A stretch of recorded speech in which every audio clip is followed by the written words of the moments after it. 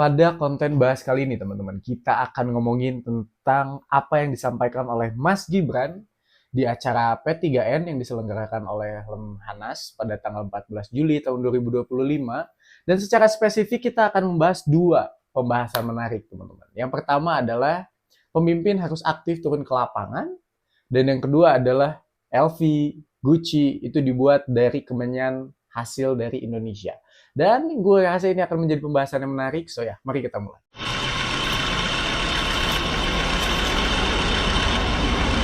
Untuk pembahasan yang pertama, teman-teman, mengenai apa yang disampaikan oleh Mas Gibran, terutama tentang para pemimpin harus aktif untuk turun ke lapangan, untuk bisa berdialog dengan masyarakat, untuk bisa mendengarkan keluh kesah masyarakat, untuk bisa melihat kondisi lapangannya kayak gimana, dan jangan takut untuk dibilang cari exposure, jangan takut dibilang pencitraan.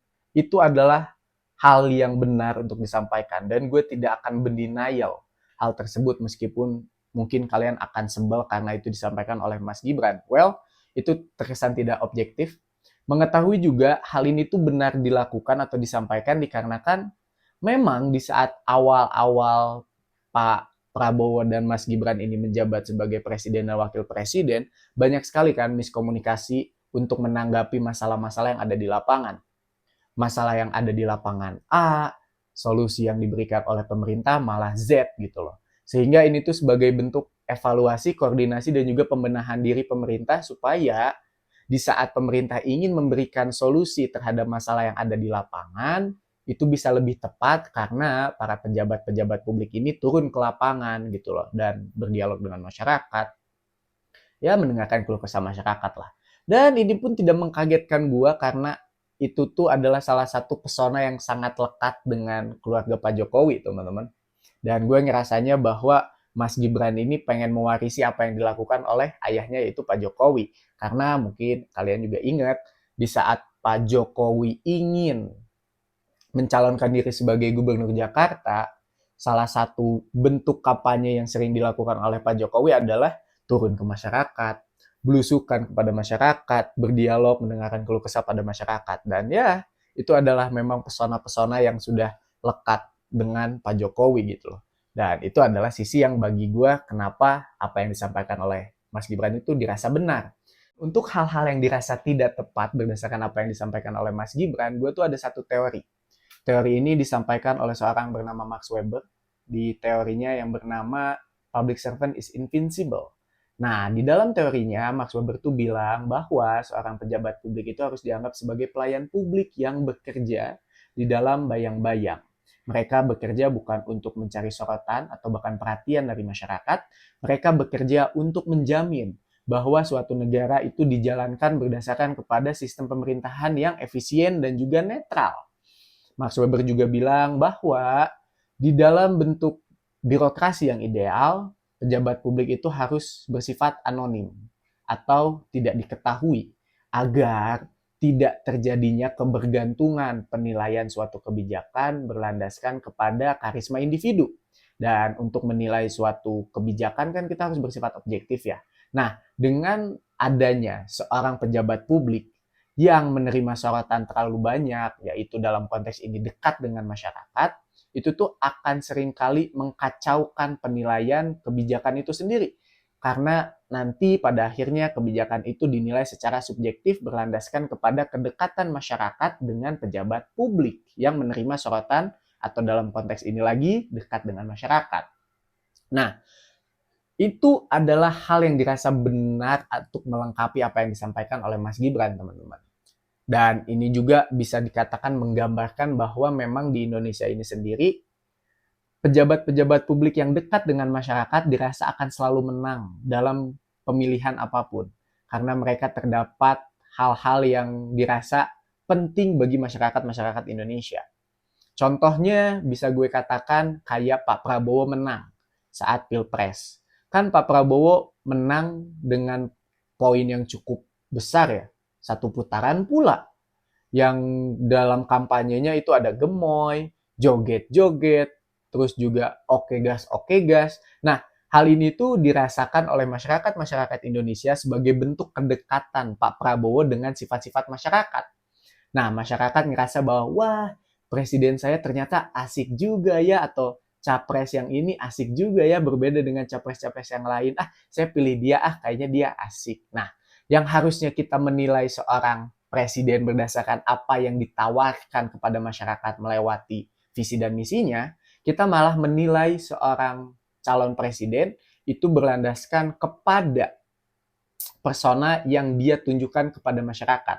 Kalau persona yang ditunjukkan oleh Pak Prabowo itu dekat dengan apa yang diharapkan oleh masyarakat atau yang bisa ditertawakan oleh masyarakat, maka masyarakat akan memilih itu. Yang seharusnya kita menilai visi misinya, malah kita ngelihat, wah, dia dekat gitu. Nah, itu adalah hal-hal yang gue rasa bisa melengkapi. Ditambah juga teman-teman, hal-hal yang gue sampaikan bagi gue benar itu pun pernah terjadi, teman-teman. Pernah kejadian. Contohnya, Menteri Pertanian itu minim sekali sorotan-sorotan publik. Terus juga Prof. Estela Christie, dia minim sekali sorotan-sorotan publik dan dia melakukan kerja-kerja yang bagus dan tidak kontroversial juga, Pak Mentan dan juga Prof. Estela Christie. Dan kalau ada yang kontroversial pun, it's not that big, tidak menjadi perhatian sebegitu besarnya. Dan kalau gue bisa kasih contoh terbesar kalian, adalah wakil presiden pada masa Pak SBY, yaitu Pak Budiono. Itu adalah bagi gue salah satu dari pejabat publik yang memang benar-benar ideal bagi gue. Karena dia tuh benar-benar tidak menunjukkan kinerjanya secara langsung pada masyarakat, akan tetapi kerjanya dirasakan oleh masyarakat. Dia kan benar-benar menjaga kondisi moneter Indonesia ya pada zaman-zaman Pak SBY gitu loh. Nah, gue tuh selalu mengharapkan teman-teman bahwa para pejabat-pejabat publik ini tuh bukan cuman berdialog dengan masyarakat, bukan cuman mendengarkan keluh kesah masyarakat, tapi juga membuat kebijakan yang berlandaskan pada keinginan masyarakat.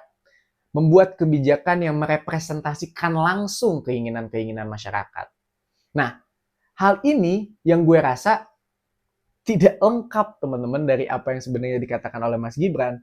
Karena percuma kalau sekiranya kalian, para pejabat publik, dekat dengan masyarakat, akan tetapi di saat kalian sudah mendapatkan keluhan masyarakat, kalian sudah berdialog dengan masyarakat, dan sudah waktunya kalian membuat kebijakan, kebijakan yang kalian buat bukan berlandaskan kepada keinginan serta kebutuhan masyarakat, tapi berdasarkan apa? Kepentingan yang kalian inginkan.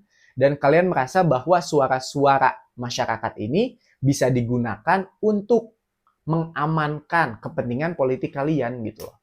Dalam konteks ini kalian tuh pejabat publik ya teman-teman.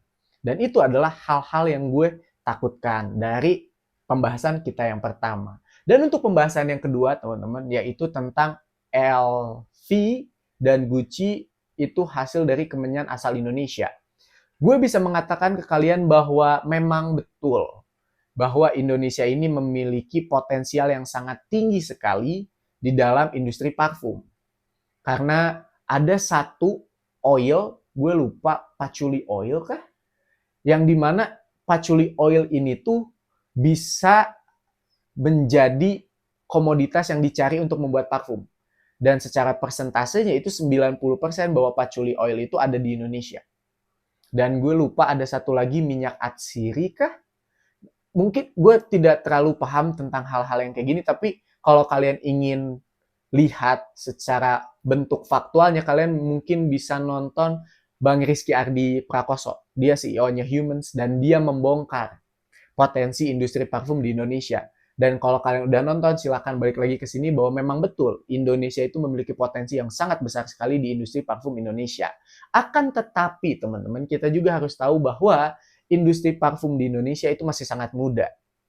Meskipun sangat muda, gue sudah sangat senang sebenarnya bahwa 1 tahun 2 tahun ke belakang industri parfum di Indonesia ini udah mulai naik gitu loh. Dari banyaknya muncul lokal-lokal brand, Mykonos muncul, terus juga ada Bohe muncul, Humans muncul, dan itu tuh adalah bukti bahwa udah ada yang ngelirik industri parfum di Indonesia.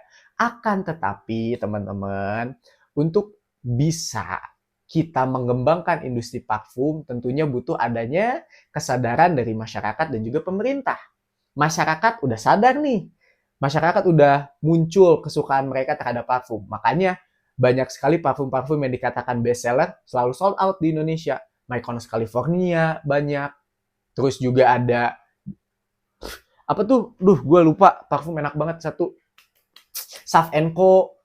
Itu kan selalu bagus banget gitu penjualannya. Nah, itu pun harus ditopang dong dengan kesadaran pemerintah, dengan adanya kesadaran bahwa oke, Mas Gibran bilang LV dan Gucci itu hasil dari kemenyan di Indonesia. Oke, sekarang ada tantangannya, ayo selesain bareng-bareng.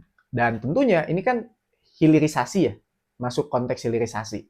Di mana barang mentah dijadikan barang yang lebih berharga, barang jadi yaitu parfum, dan diekspor serta mendapatkan keuntungan gitu loh. Nah, ayo dong dukung gitu loh. Jangan cuman mengandalkan masyarakat untuk bereksperimen dengan apa yang ada di Indonesia, yang berpotensi di Indonesia. Butuh juga dukungan dari pemerintah untuk bisa setidaknya mendukung produk-produk Indonesia agar gampang untuk diekspor gitu loh. Dan ya, gue rasa teman-teman, ini adalah konten yang gue paham. Kalian ngerasa, apaan sih? Gak perlu dibahas juga kali. But it is fun guys. This is so fun untuk dibahas sebenarnya. Karena gue gak punya dendam pribadi ya ke Mas Gibran. Gue gak punya hal-hal yang berbau personal ke Mas Gibran. Cuman gue senang aja gitu ngomenin Mas Gibran gitu. So ya, teman-teman semua, terima kasih banyak yang udah nonton. I see you in the next content. So ya, ciao.